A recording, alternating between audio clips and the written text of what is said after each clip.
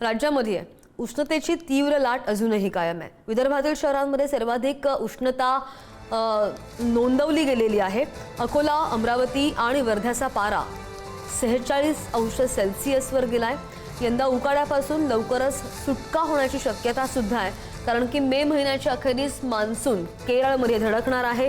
राज्यामध्ये उन्हाचा तडाखा कमालीचा वाढलेला असून विदर्भासह अनेक भागात उष्णतेची तीव्र लाट पसरली आहे। काही शहरांमध्ये पारा उच्चांकी पातळीवर पोहोचल्यानं नागरिक बरेच हैराणही आहेत। उत्तर आणि मध्य भारतात सूर्य आग ओकतोय आणि असं असतानाच दुसरीकडे दक्षिण भारतात मान्सून पूर्व पावसानं हजेरी लावली आहे। हिमालयाच्या परिसरामध्ये बर्फवृष्टी सुरू आहे।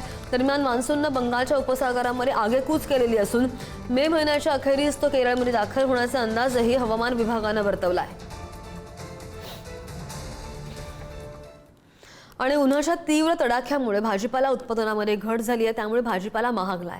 मुंबईतील किरकोळ बाजारामध्ये भाज्यांचे प्रति किलो दर सरासरी 15 ते 20 रुपयांनी वाढलेले आहेत, तर काही भाज्यांच्या दरामध्ये दुपटीनं वाढ झाली आहे। प्रचंड उष्णतेमुळे उत्पादन घटलं आणि त्यामुळे शेतीचा खर्च सुद्धा निघत नाहीये। शेतकऱ्यांमध्ये चिंतेचं वातावरण आहे।